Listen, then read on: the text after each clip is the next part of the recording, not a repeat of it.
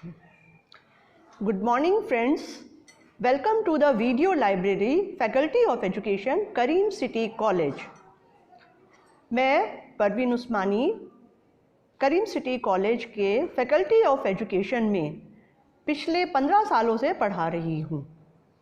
Friends, आज हम जो चैप्टर शुरू करने जा रहे हैं वो आफ्टर इंडिपेंडेंस कमीशन से रिलेटेड है। तो इस चैप्टर का नाम है यूनिवर्सिटी एजुकेशन कमीशन। आज़ादी के बाद हमारी शिक्षा व्यवस्था देश की ज़रूरतों के हिसाब से नहीं थी, क्योंकि ब्रिटिशर्स ने हमारी शिक्षा व्यवस्था को अपनी ज़रूरतों के हिसाब से बनाया था।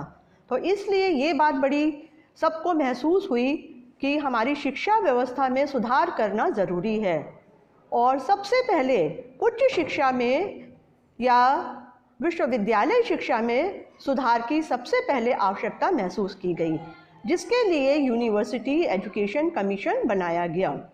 तो चलिए देखते हैं पहले what is the meaning of education commission. Education commission का क्या मतलब है? The education commission is a body established to advise the government on the overall development of education in the light of the community needs. शिक्षा आयोग सरकार के द्वारा गठित एक निकाय है जो समाज की आवश्यकताओं के अनुरूप शिक्षा में संपूर्ण विकास के लिए सरकार को सलाह देने के लिए बनाया जाता है। अब देखते हैं इसकी स्थापना कब हुई और कैसे हुई। Education, what is education? Education is a serious matter and higher education is more serious, for it produces man power for leadership in diverse field of activities in a nation. Education सबसे ज़्यादा महत्वपूर्ण विषय है और ख़ासकर हमारी उच्च शिक्षा व्यवस्था वो सबसे ज़्यादा महत्वपूर्ण होती है, जो किसी भी क्षेत्र में नेतृत्व करने के लिए मानव शक्ति का निर्माण करती है। After independence our education system was not according to the needs of the nation. आज़ादी के बाद हमारी शिक्षा व्यवस्था देश की आवश्यकताओं के अनुरूप नहीं थी। Inter university board of education and central advisory board of education suggested government to appoint an all India education commission। तो इसलिए शिक्षा व्यवस्था में सुधार करने के लिए अंतर विश्वविद्यालय शिक्षा परिषद और केंद्रीय शिक्षा सलाहकार परिषद ने सरकार को सुझाव दिया कि एक अखिल भारतीय शिक्षा आयोग की नियुक्ति की जाए। तो therefore on 14 November 1948 university education commission was appointed under the chairmanship of doctor S Radhakrishnan, doctor Sarvepalli Radhakrishnan. तो इसलिए 14 नवंबर 1948 में डॉक्टर सर्वपल्ली राधाकृष्णन की अध्यक्षता में शिक्षा आयोग का गठन किया गया, विश्वविद्यालय शिक्षा आयोग का निर्माण किया गया।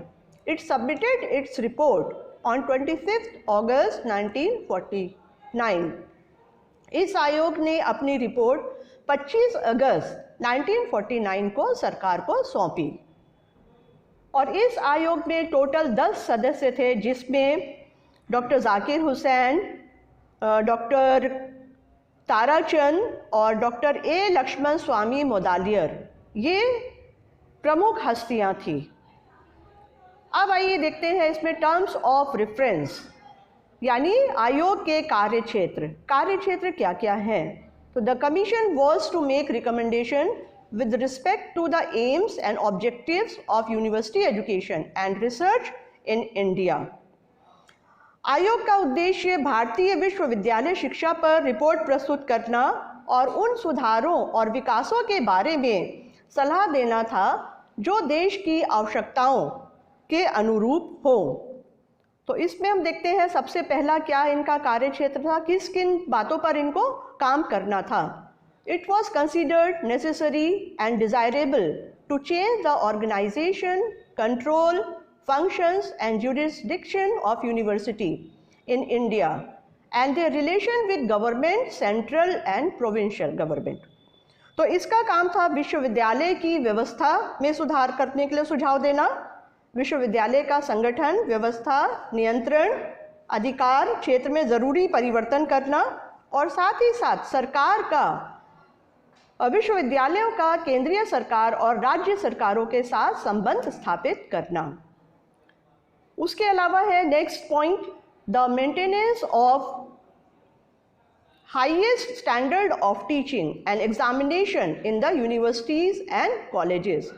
विश्वविद्यालयों और महाविद्यालयों में शिक्षण और परीक्षा का स्तर ऊंचा उठाना दूसरा काम था इनका। महाविद्यालय और विश्वविद्यालयों में शिक्षा के स्तर को ऊंचा उठाना और परीक्षाओं के स्तर को ऊंचा उठाना, उसमें सुधार करना।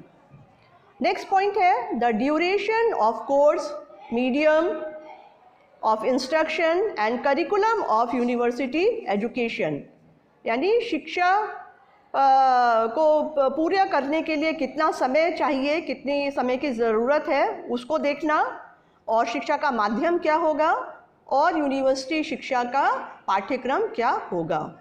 The finances of universities. Next है यूनिवर्सिटी की वित्त व्यवस्था क्या होगी, कहाँ से पैसा आएगा, उसमें केंद्र सरकार का कितना हिस्सा होगा और राज्य सरकार उनको कितना पैसा देंगी, कहाँ से फंडिंग होगी। नेक्स्ट है the qualification, conditions of service, salaries, privileges and function of teachers and the encouragement of original research work by teachers. The qualifications यानी विश्वविद्यालय के शिक्षकों की योग्यता क्या होगी, क्या योग्यता होनी चाहिए उनके अपॉइंटमेंट के लिए, फिर उनके कार्य करने की दशाएं क्या होंगी, कितने दिन उनको कार्य करना होगा, कितनी छुट्टियां मिलेंगी और किस हिसाब से काम करना होगा, कितने घंटे उनको कॉलेज में रहना पड़ेगा, ये सब बातें इसमें देखनी थी। फिर सैलरी क्या होगी, किस हिसाब से उनको सैलरी मिलनी चाहिए, कितनी मिलनी चाहिए। Privileges and function of teachers, उसके बाद उनको क्या सुविधाएं मिलनी चाहिए, विश्वविद्यालय में जो पढ़ा रहे हैं टीचर्स उनको क्या क्या सुविधाएं मिलनी चाहिए, जैसे पीएफ है, पेंशन स्कीम है, ये सारी बातें इसमें आ जाती हैं। और फिर फंक्शंस ऑफ टीचर, शिक्षकों का कार्य क्या होगा, क्या क्या चीज़ें उनको अपने किन किन चीज़ों पर कार्य करना होगा, और encouragement of original research work by teachers, और इसके साथ ही साथ शिक्षकों को शोध कार्य के लिए बढ़ावा देना, उसके लिए क्या सुविधाएं दी जाएं, किस तरह से उनको बढ़ावा दिया जाए, इसके लिए भी इनको सुझाव देना था और उसमें सुधार लाना था। The discipline of students, hostel and organisation of tutorial work, छात्रों में डिसिप्लिन यानी अनुशासन कैसे बनाए रखा जाए, किस तरह से छात्रों को अनुशासित किया जाए, उनके लिए हॉस्टल की क्या व्यवस्था हो रहने की, ताकि जो बहुत दूर दूर से लोग आते हैं बच्चे, उनको उच्च शिक्षा हासिल करने में कोई परेशानी ना हो, उनके ठहरने की संपूर्ण व्यवस्था विश्वविद्यालयों में और महाविद्यालयों में होनी चाहिए। उसके अलावा एक और चीज़ थी ऑर्गेनाइजेशन ऑफ ट्यूटोरियल वर्क, यानी जो कमज़ोर छात्र हैं उनके लिए उप कक्षा कार्य की व्यवस्था, रेगुलर क्लास के अलावा जो कमज़ोर बच्चे हैं उनके लिए अलग से कक्षाएं होनी चाहिए जिसमें उनके डाउट्स को क्लियर किया जा सके और उन्हें आगे बढ़ाने में यानी सामान्य छात्रों के बराबर लाने में उनको मदद मिल सके, ताकि वो किसी भी तरह से पीछे ना रह जाएं। अब आते हैं इसके recommendations. What are the recommendations of university education commission, इसके सुझाव क्या हैं आयोग के। तो सुझावों में सबसे पहले आता है एम्स एंड ऑब्जेक्टिव, विश्वविद्यालय शिक्षा आयोग के उद्देश्य क्या हैं। तो सबसे पहला उद्देश्य है इसमें, the universities were expected to provide leadership in politics, administration, education, industry and commerce. आयोग ने के अनुसार विश्वविद्यालय को ऐसे व्यक्तियों का निर्माण करना चाहिए जो राजनीति, प्रशासन, व्यवसाय, उद्योग और बाकी सभी क्षेत्रों में नेतृत्व कर सके, क्योंकि ब्रिटिश एजुकेशन ने हमारी शिक्षा व्यवस्था ऐसी बनाई थी जो सिर्फ उनके ऑफिशियल वर्क में काम कर सके, लेकिन अब हमें नेतृत्व के गुणों का विकास करना ज़रूरी था। नेक्स्ट है इसका, university education should develop such qualities among the students so that they would be able to make democratic rule successful by becoming a good citizen. इसके अलावा यूनिवर्सिटी शिक्षा को छात्रों में ऐसे गुणों का विकास करना था जिससे वो प्रजातांत्रिक शासन को सफल बनाने में योगदान दे सकें, वो इतने योग्य बन सकें कि प्रजातांत्रिक प्रणाली को सफल बना सकें। The university were to provide intellectual adventures who would try to make democracy successful. इसके अतिरिक्त शिक्षा के द्वारा दूरदर्शी, बुद्धिमान और साहसी नागरिकों का विकास भी होना चाहिए ताकि जिससे हमारी प्रजातांत्रिक प्रणाली सफल बन सके। Through the realization of justice, freedom, equality and fraternity. उनमें ऐसे गुणों का विकास होना चाहिए जिससे उनमें न्याय, समानता और स्वतंत्रता की भावना का विकास हो, साथ ही साथ भाईचारे की भावना का विकास हो, क्योंकि हमारा देश एक ऐसा देश है जिसमें विभिन्न जातियों के लोग रहते हैं। तो सबको न्याय मिले, सबको बराबर का हक मिले, सबको बराबर आज़ादी मिले, सबको बराबर समझा जाए और सब आपस में मिलजुल कर रहें, ये बहुत ज़रूरी है। नेक्स्ट है, intelligent and bold leader should be born through university education.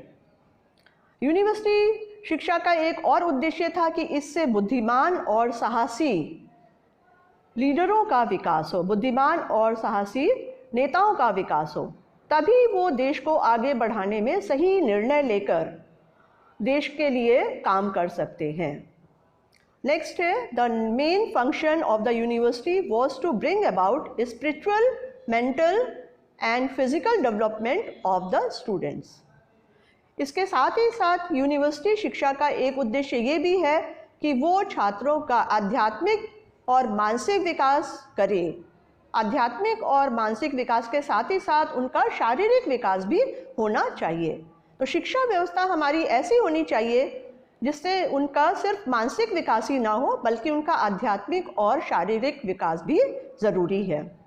University should give most importance to mother tongue in general education.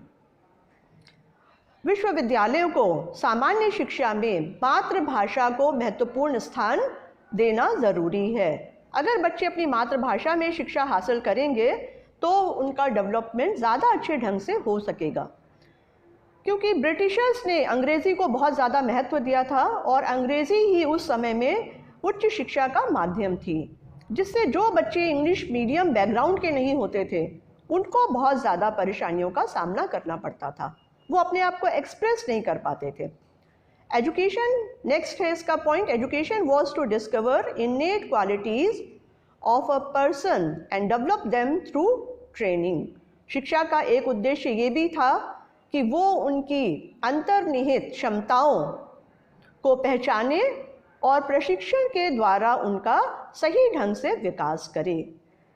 तो इस तरह से हम देखते हैं कि इसके कार्यक्षेत्र और उद्देश्य इस तरह से बनाए गए थे जिससे हमारे आज़ाद देश की शिक्षा व्यवस्था में पूरी तरह से सुधार हो सके, खासकर विश्वविद्यालय शिक्षा में, क्योंकि उच्च शिक्षा हासिल करके ही ऊंचे ऊंचे पदों पर जो हमारे बच्चे जाते हैं, एडमिनिस्ट्रेटर बनते हैं या नेता बनते हैं, अगर उनमें ये सारी क्वालिटीज़ होंगी तो ये देश की व्यवस्था में सुधार होना बहुत ज़रूरी है। इसके वजह से देश अपने आप ही सुधरेगा और उसका विकास सही ढंग से हो सकेगा।